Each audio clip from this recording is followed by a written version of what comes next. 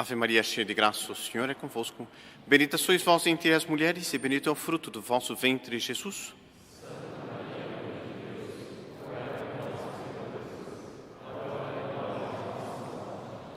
Estejam sentados, por favor.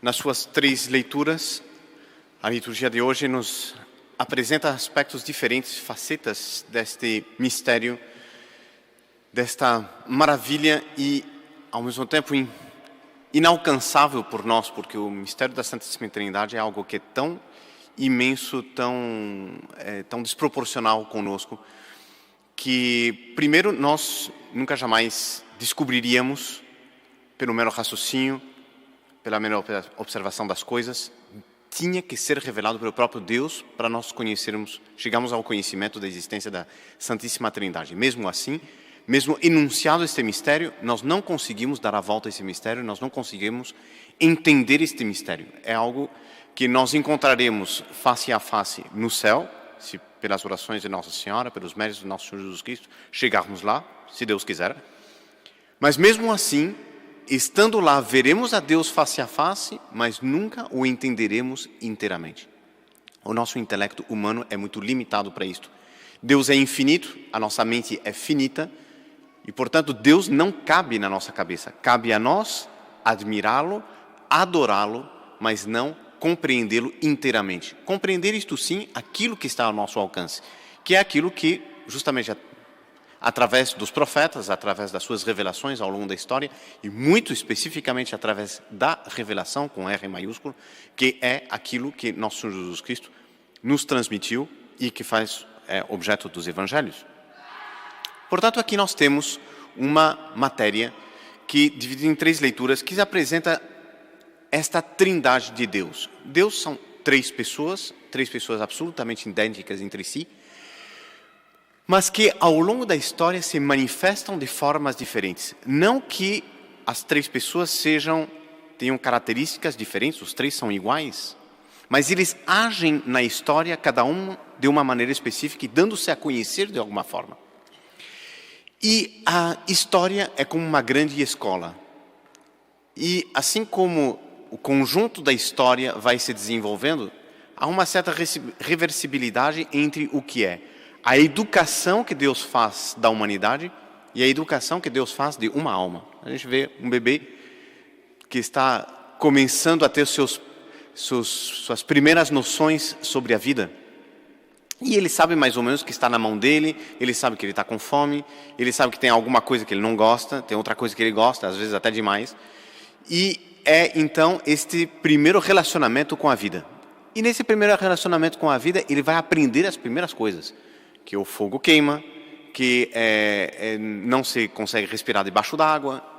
E essas coisas pequenas, ele vai começando a formar uma primeira ideia. Vai chegar um momento em que já crescidinho, ele vai já começar os primeiros rudimentos de leitura, primeiros rudimentos de escritura, ele vai aprender matemáticas. Quando esse homem estiver crescido e já estiver maduro dentro da vida, ele talvez seja até professor, ensine a outros. E na ancianidade, ele vai ser um conselheiro, ele vai ser talvez um grande homem público, ele vai ser um homem, ou talvez um grande eclesiástico, destinado a conduzir os rumos da humanidade. É o crescimento de uma alma. Ora, assim como se dá o crescimento de um homem, se dá o crescimento da humanidade. E assim como Deus toma o cuidado, um bom professor toma cuidado de, ao seu aluno, não começar na primeira aula de aritmética, 2 mais 2 igual a 4. Ele não chega já com uma complexa equação de polinômios e ele vai começar aos pouquinhos. Assim também Deus conosco. E é por isso que desde o início, Deus manifestou-se sobretudo como uno, a unidade de Deus. E quem se apresentava mais era o Pai. Ao longo das primeiras aparições, Deus se manifesta, portanto, a Abraão, Deus manifesta a Moisés, e é sempre o Senhor. Um Senhor que é o Criador, mas onde se ressalta, sobretudo, um aspecto, e é o aspecto da bondade de Deus. Deus, Criador, Deus providente, ou seja, Deus preocupado com os seus, Deus que dá aos seus tudo aquilo que eles precisam.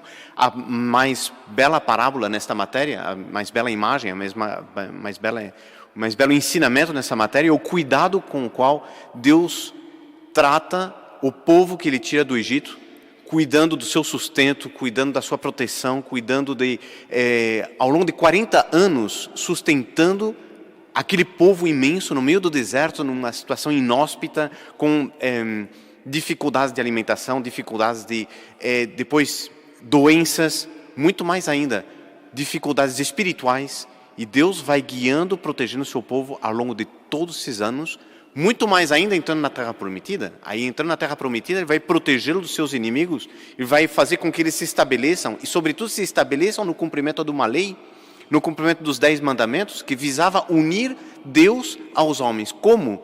Fazendo com que os homens, pela prática do bem, participassem, na medida em que seja dado ao homem, participassem na santidade de Deus.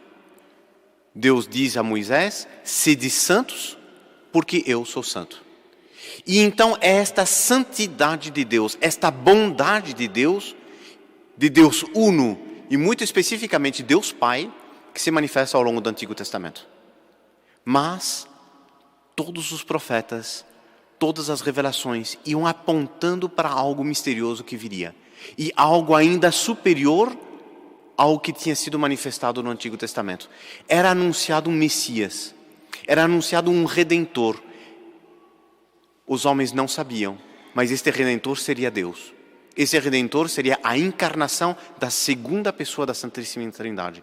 Os homens não tinham a noção desta trindade, de que em Deus existem 3 pessoas, o homem não tinha noção. Nosso Senhor Jesus Cristo, que encarnando-se, vai revelar aos homens esta maravilha. E nosso Senhor Jesus Cristo vai ir revelando todos os segredos nesse sentido, de coisas que o homem ainda não tinha alcançado, que eram maravilhas que existiam em Deus. Nosso Senhor Jesus Cristo vai revelando. Como? De uma forma muito humana, através de parábolas, através de gestos, através de milagres, através de uma cura, através de um conselho, através de uma conversa. Nosso Senhor Jesus Cristo, aos poucos, vai revelando sobre a Santíssima Trindade, sobre os mistérios de Deus. É Deus se apresentando como a verdade. É nosso Senhor Jesus Cristo, segunda pessoa da Santíssima Trindade, que apresenta sobretudo a verdade. E é sobre esta verdade revelada, sobre esta verdade com V maiúscula, verdade, portanto, que não pode ser nunca negada, porque é apresentada pelo próprio Deus, é revelada pelo próprio Deus. Esta verdade absoluta vai ser o fundamento de todo o desenvolvimento de uma nova civilização. E é fundado sobre a santidade de vida, que já os homens eram convidados no Antigo Testamento, fortalecidos pela doutrina trazida por nosso Senhor Jesus Cristo, uma doutrina traduzida em fatos, traduzida em santidade de vida, traduzida em um exemplo, o exemplo máximo dado no alto da cruz por nosso Senhor Jesus Cristo, que se imola por nós, e atrás dele centenas, milhares, milhões de almas santas que oferecem suas vidas, alguma pelo martírio, outras pelo apostolado, outra por obras, outra pela oração, outras por 1000 formas diferentes de santidade. Esses santos encarnam esta doutrina, ou seja, não é apenas uma coisa racional, é uma doutrina traduzida em modo de vida. E essa santidade de bondade e verdade é o que vai se desenvolver ao longo da civilização cristã, chegando ao auge da Idade Média, com todas as manifestações de santidade que nós conhecemos. Em determinado momento, o homem entra em decadência. Por que o homem entra em decadência? Por que a civilização começa a decair? Porque o homem rejeita a presença de Deus. Ao longo de toda a história, nós temos esta dualidade.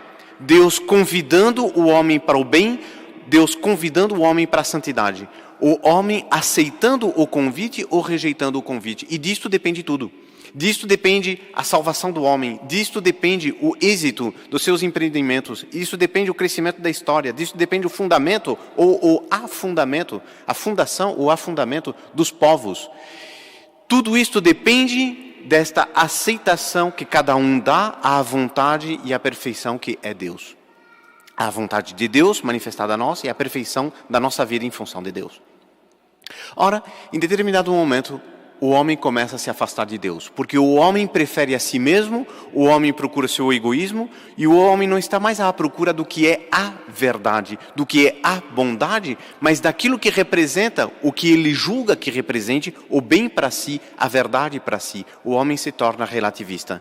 O homem procura aquilo que lhe apetece e não aquilo que Deus quer. E nisto, o homem toma o seu próprio veneno. Um veneno doce, um veneno agradável, mas um veneno que destrói o homem por dentro. Esse veneno é o pecado. Esse veneno é o afastamento de Deus. Este veneno é a falta de Deus, é a separação do estado de graça. É, portanto, viver longe de Deus, longe daquilo que sustenta o homem por dentro, que é a graça de Deus. O homem se afasta da graça.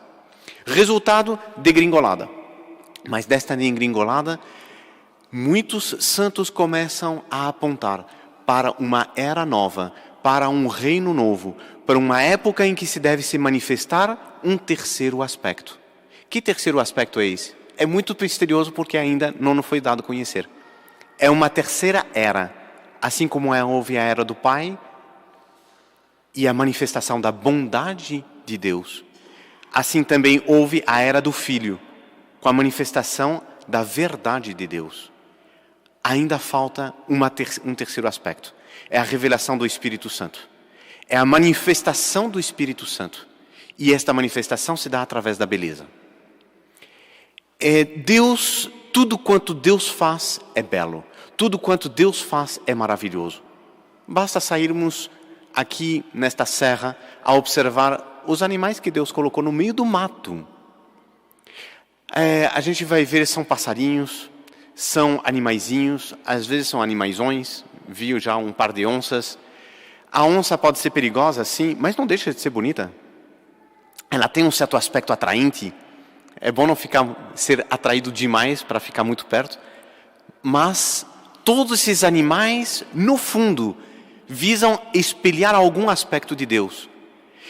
Quem não parou no alto de uma montanha a observar, num dia de nuvens, o sol que se põe num bonito atardecer? Ali não está presente Deus. E como estará presente Deus? Através da beleza. Ora, o homem que se afastou da bondade de Deus, o homem que se afastou da verdade de Deus, perdeu o contato com a beleza. Não há outra, não há possibilidade. Não é possível um homem aceitar uma virtude e rejeitar as outras. Deus é um só. Hoje nós temos a festa da Santíssima Trindade, mas da unidade deste Deus trino. Deus é um só, as virtudes são também uma só.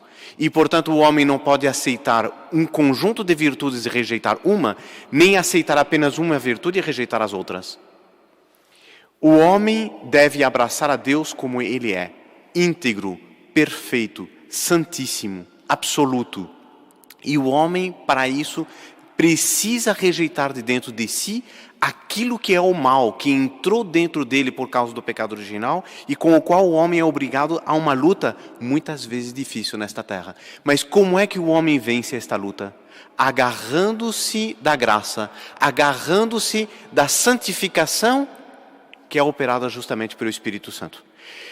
Sabemos que todas as obras de Deus, em todas as obras que Deus realiza fora dele nesse sentido, aquilo que não é a vida interna dele, uma pessoa com a outra, aquilo que se dá em Deus sempre, porque tudo está dentro de Deus, mas aquilo que não é ligado a Ele, Deus, todas as obras ad extra de Deus são realizadas conjuntamente pelas três pessoas ao mesmo tempo.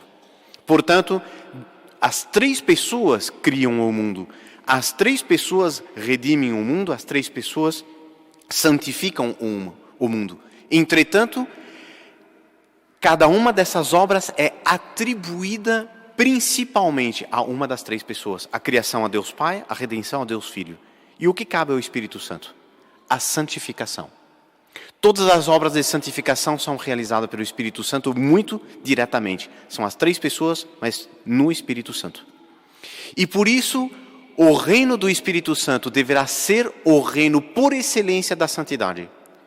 E o reino onde a santidade se manifeste com uma beleza como nunca houve, porque assim como no Antigo Testamento foi manifestada a bondade de Deus, assim também na época do Novo Testamento, até aqui, da redenção até hoje, foi manifestada a verdade de Deus, será manifestada a beleza de Deus nessa terceira época.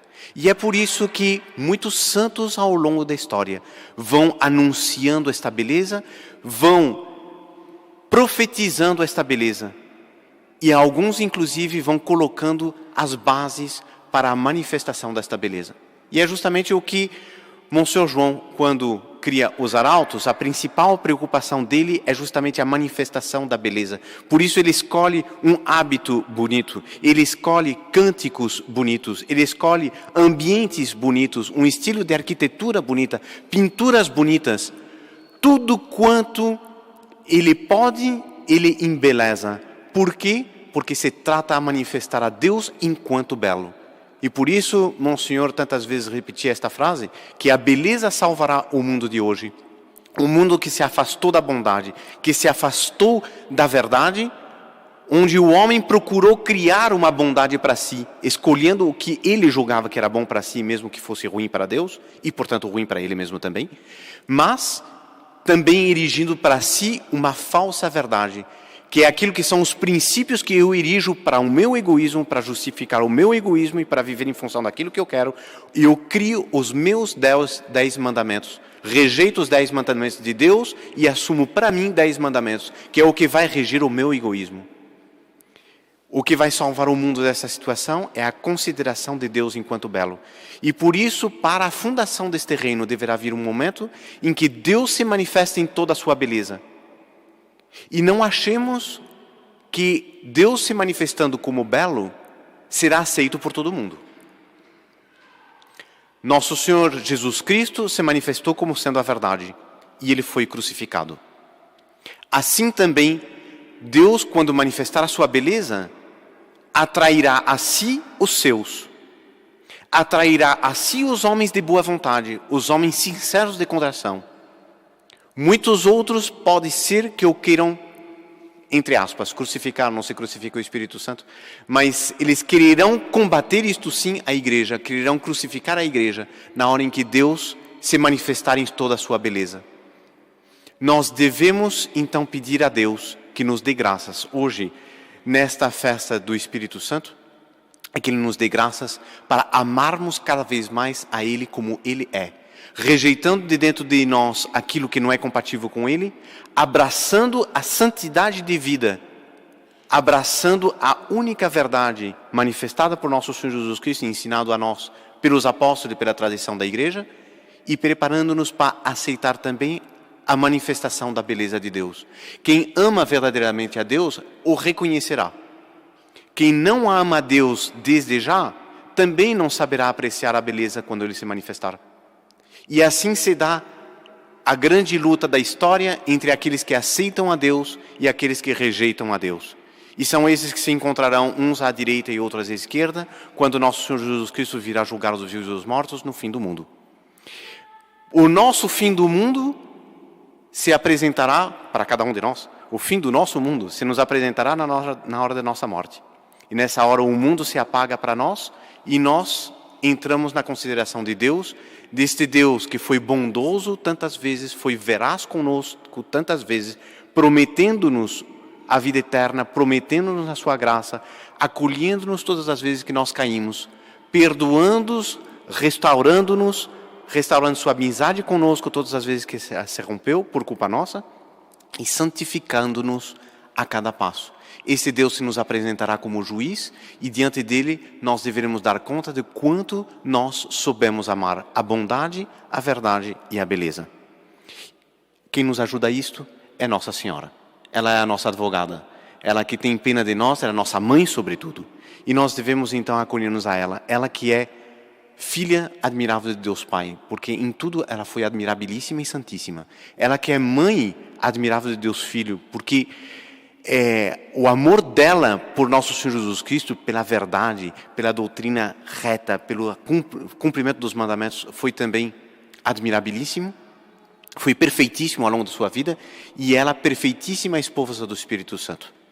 Porque ela, em todos os momentos da sua vida, ela não fez outra coisa senão guiar-nos a Deus e representando para nós a bondade e a beleza que é Deus. E nós devemos pedir, portanto, a Nossa Senhora que seja a nossa medianeira sempre, trazendo-nos as graças e preparando-nos para este reino extraordinário do Espírito Santo, reino de Cristo verdadeiro, reino de Maria.